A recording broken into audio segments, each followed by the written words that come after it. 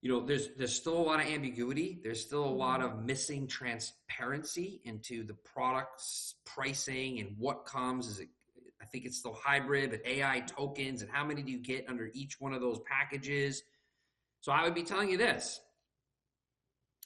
I doubt they're going to have that up on the screen at the keynote, or I doubt they're going to give that transparency. So if they don't, arm yourselves with your questions, right? They're going to funnel you and force you and put themes down your throat. Ask them, tell me more. Welcome to Insights for IT Negotiations, a podcast by UpperEdge, a leading IT sourcing, negotiation, and project execution advisory firm. I'm John Belden, UpperEdge's Chief Research and Strategy Officer. And I'm Kylie Chisholm, UpperEdge's Marketing Manager. Join us every other week as we share insights to help you maximize the value of your key IT relationships. In each episode, we'll delve into the topics that matter most to IT decision makers and sourcing professionals. Hello, everyone, and welcome back to another episode of Insights for IT Negotiations. My name is Kylie. I am UpperEdge's Content Marketing Manager, and I am joined once again by one of our practice leaders, specifically our ServiceNow practice leader, Adam Mansfield. Adam, how are you doing today? I'm doing great. Nice. That's good to hear. I'm doing well. Love. That's good to hear. It's actually, so Adam and I are both Boston based, and today, the day that we're recording, is the day of the Boston Marathon. So it's a very big holiday for us Bostonians. A lot of stuff going on. Patriots Day, the marathon, Red Sox. Yep. Yeah. It's somewhat sunny out. Yeah. It's a fun time in Boston for sure. But all of this means that ServiceNow Knowledge is right around the corner. And so that is what nice job. That's a good tie-in right there. Thank you. I'm working on them each episode that we do. I want to get smoother. That was good. Thank you. But that is what we're talking about today. All things ServiceNow Knowledge, what you need to know ahead of attending the conference next month. So we're just going to dive right into it. With Knowledge right around the corner, what are the biggest themes that you expect to dominate the event this year? Well, the biggest surprising one, I'm sure for everyone, is going to be AI. So a couple things. It's definitely, if anyone's been trying to sign up or looking at the sessions or even looking at the 4,000 posts that keep springing up on LinkedIn, if you're seeing all of that, Now Assist, AI, right? It's going to be prevalent. Of course it is, right? It should be. I would tell you, even if you look at the themes of the keynotes, if you look at, like I said, the session titles, I don't know as a percentage, right? But if you just eyeball it, it's way over half or all that. Yeah. I think a couple other themes. I think you're going to see sales reps, or a theme you're going to feel is your sales reps, your account executives, really trying to find ways to not only just push the interest in that, for those that are already using, it's going to be about how can you use more, right? I think that's going to be a big theme. I think they're going to transition a little bit from start using it, although they're going to have to do that, to use more of it and what that could look like. More meaning more of assists, but also more of the platform that has Now Assist in it, which leads me to this. Not that long ago, there was also a pretty massive announcement in which their entire product portfolio is now going to have AI enabled or AI embedded in. So theoretically, everything now will have AI as part of the conversation. As part of that, there's new packaging models, Foundation, Advanced, and Prime. Each one of those has a certain amount of AI that's available. So their pitch is, hey, customers, you can pick how much you want. Of course, that is a starting point that they want AI to begin with. So that's kind of a little presumptive. But so it's going to be a massive theme. To spend an extra minute on that announcement, because I think it's important. There's still a lot of ambiguity. There's still a lot of missing transparency into the product's pricing and what comes. I think it's still hybrid, but AI tokens and how many do you get under each one of those packages? So I would be telling you this. I doubt they're going to have that up on the screen at the keynote, or I doubt they're going to give that transparency. So if they don't, arm yourselves with your questions, right? They're going to funnel you and force you and put themes down your throat. Ask them, tell me more. Yeah. If not today, or while we're running around Vegas, when I get home, that's a thing. I'd also say the third theme is this. And I'm starting to see this, or we're starting to see this ratcheted up. The theme of aggressive behavior to push early renewals. So they always talk about knowledge, meaning ServiceNow always talks about as a pipeline generator. Of course it is. Mm-hmm. But thematically, and yes, they've been aggressive, and yes, hey, let's talk about how we can do an early renewal, or hey, let's talk about how we can add more product. I just think you're going to all walk away from knowledge as a real theme of, wow, they were aggressive. Wow, why are they pushing June for an early renewal? My renewal is not till end of year or even next year, right? That, I think, is going to be a really big theme that you're going to literally feel if you're in attendance. Especially the sort of like AI everywhere approach that they're taking. I know that's something you and I have been talking about a whole lot recently, and we have some recent content around that. So 100%. I'll make sure to have that in the show notes so that people can dive a bit deeper into it, because it's very important to have that understanding going into knowledge. Yeah, no, Kylie, that's a great point. I mean, I probably shouldn't even said that, but I'm glad you did. I mean, I know we're going to be putting a lot more content out about these new packaging models and what you get and don't get and what you should ask for. But from a theme perspective, like, I don't think it's also a coincidence that you have AI generally already set up Now Assist as the theme. Then they have this announcement.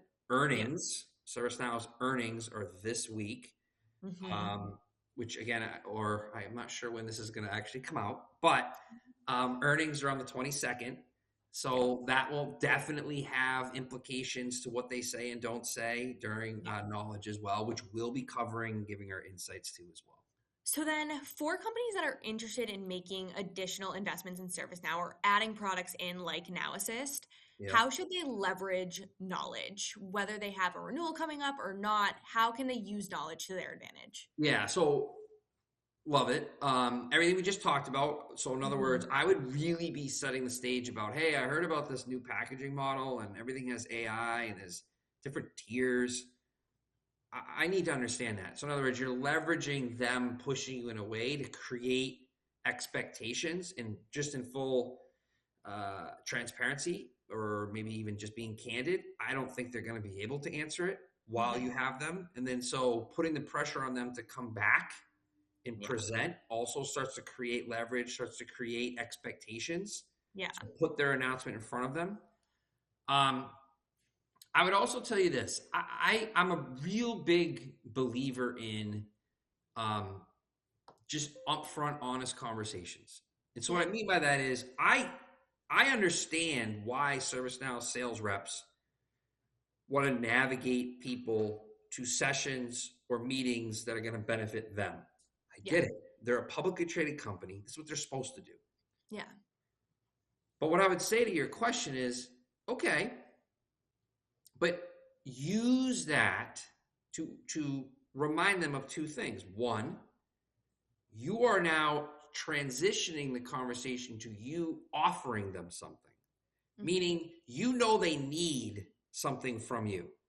If you give it, mark it as a reminder of what you are doing for them as a partner.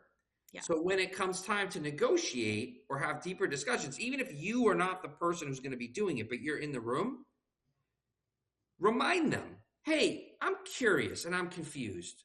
Remember all that stuff I did with you at Knowledge where I ran around like a mad person and I went to those sessions and we know what it was all about. It was you were using my brand and my reputation to try to sell to another company. And now you're submitting a proposal as a 25% price increase in it. That doesn't feel right. That's a mistake, right? I've done a lot for you. I'd also tell you when you're at Knowledge, do your own networking. Right? Like, again, whether it's networking that can be brokered through other people, I'm going to be there. I mean, I certainly could help with that. I would look at it from a perspective of you could also, even if it's someone who they want you to meet, it doesn't necessarily mean the company that you're meeting with is all going to say good things. Yeah. So you may have a good conversation with your rep lurking in the background or standing, breathing on your neck while it's happening. Or, hey, can you pass the hors d'oeuvres, reaching over you? But I would tell you that you can always get their information and have a different conversation in person or post knowledge as well, where I'm telling you, more often than not, you're going to learn a lot. So again, use that to your benefit, knowing that you can have other conversations post the event itself too.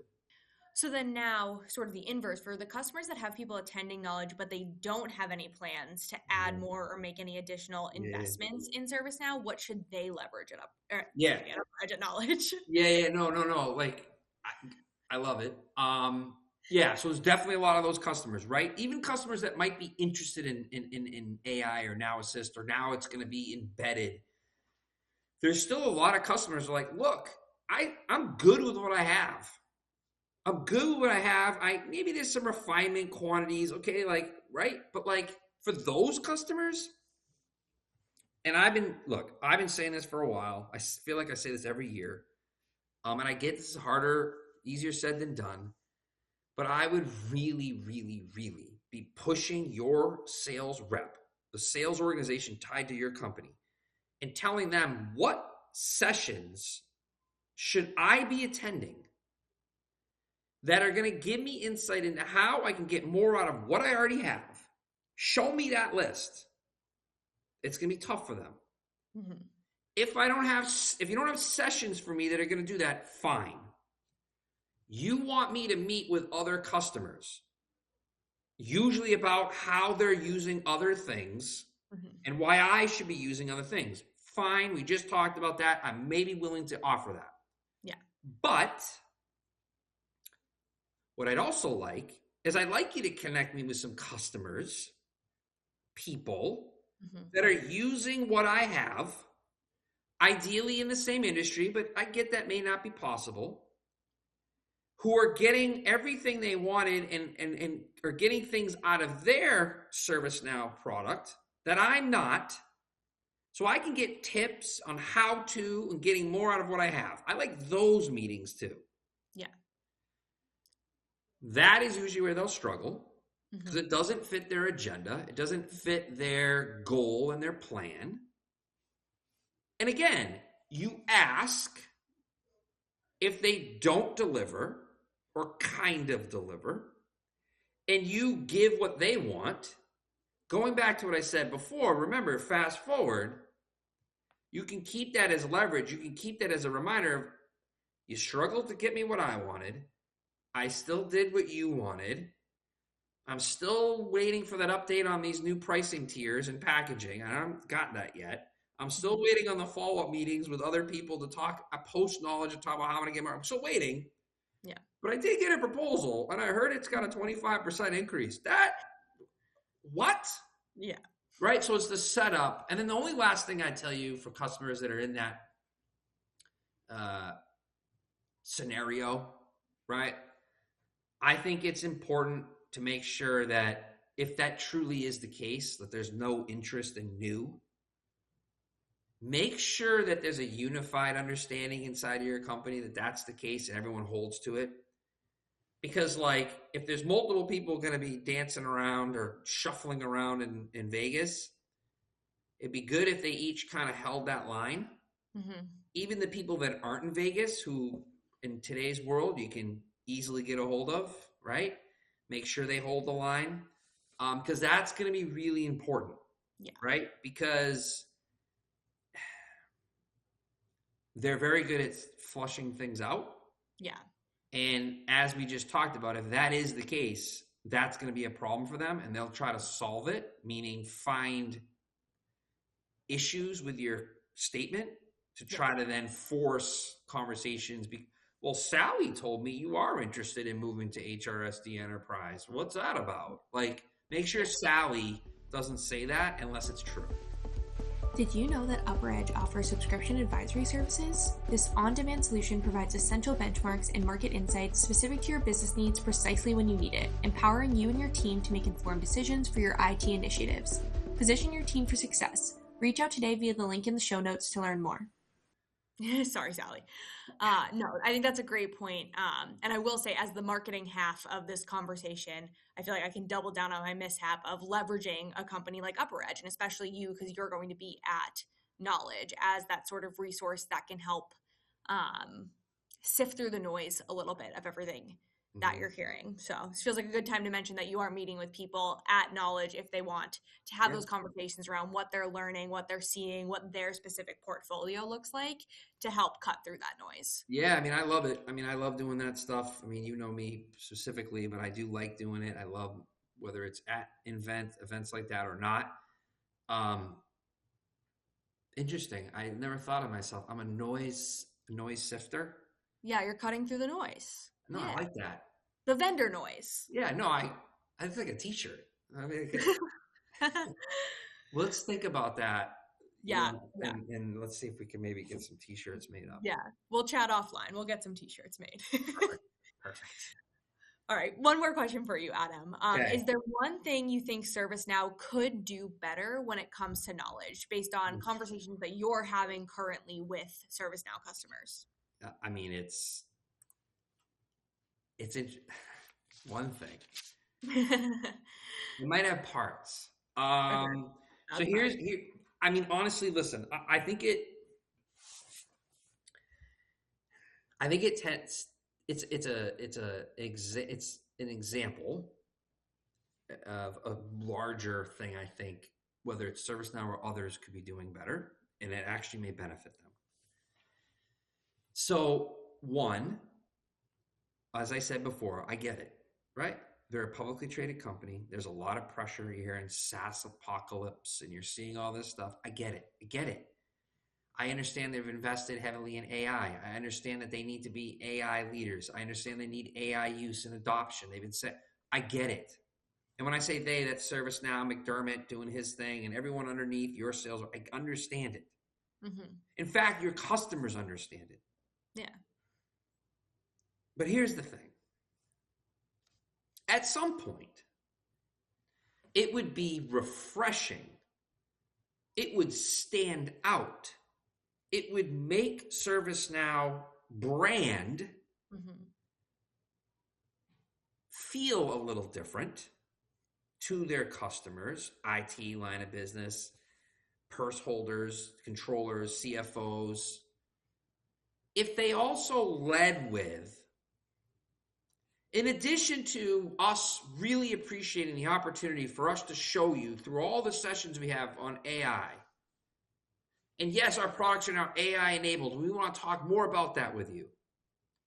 But, and we're also going to be finding time, XYZ company, to have targeted conversations and guided sessions that we're going to introduce you to certain people or make recommendations, or we're going to try to have an on-site workshop, or we're going to invite you to a dinner where there's customers that actually are also going to be focused on ensuring you're getting what you should out of what you already have. So in other words, if they led with that in their marketing material, if they led with that in their reach outs, if they did that, I will guarantee, and I don't do this often, that the level of interest during and post knowledge around AI will go up. Yeah. Because that is really trying to make your customers' time productive and valuable to meet their needs while still being a publicly traded company that needs to sell things. And right, we all get it. Yeah. But the problem is there's not enough of that second tower of focus. Yeah. And it does not land well. It doesn't. No, yeah. I would also tell you that there's an element that they could be doing better that's also associated with that. Maybe that's the better way to say it, which is this. I really think that there is a disconnect between the assumption that everyone should be excited to be at Knowledge with reality of the situation. Not everyone is excited to be at Knowledge, even though they're going. Yeah. So what could you do to help them? Well, again, you could preemptively, way in advance, Start helping. Hey, I'd like to have 15 minutes with your key people to figure out what sessions I could shape for you. It never happens. Like, reach out to your customers when you're building your ServiceNow knowledge agenda, ServiceNow. Reach out to your customers and say, hey, we're putting this thing together. It's 9 months from now. We're still figuring it out. And it's not just we want you to speak because maybe you can't be a speaker. I'd like to know, what type of sessions would you like? Yeah. I mean, I don't know. The voice of the customer, where has that gone? Yeah. Right? So like that would be massively, and then post-mortem. Hi. I hope you had a great time there. I know we're in a renewal cycle, or maybe not even in a renewal cycle. I'd like to have a debrief to learn and hear what you thought of it. And if there were things you didn't get insight into, how can I help get you in contact with people post, like that stuff? Yeah. Like, I don't know. Like, I feel like there's an element here where if they did these things, pre, during, and post, it would actually benefit them. Yeah. ServiceNow. Yeah. I mean, I cannot tell you the amount of conversations I have where the first 10 minutes, and you and I have talked about this, other vendors too, the first 10 to 15 minutes, I feel like it's like I'm a psychiatrist or I'm like a therapist, right? It's really weird that I, of all people, am in that seat. But it's a function of I'm kind of an UpperEdge is kind of the go-between. Yeah. Yeah. Do they treat everyone this way? Am I the only one who hasn't heard from my sales rep and knowledge is 3 weeks from now? Or am I the only one who didn't get a single debrief afterwards from ServiceNow? Like, am I the only one? And the answer is no. Yeah. They feel maybe a little better. Yeah. Yeah. But not entirely. And that's why if they preemptively did these things, even came to like 80% there,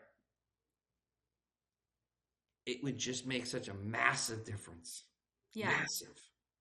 Totally. Yeah. And that's a lot of the conversations we have are about how there's a way for both sides to win. There's a way for customers to win and feel more in the loop and like their needs are being heard. And there's a way for that to in turn benefit vendors like ServiceNow.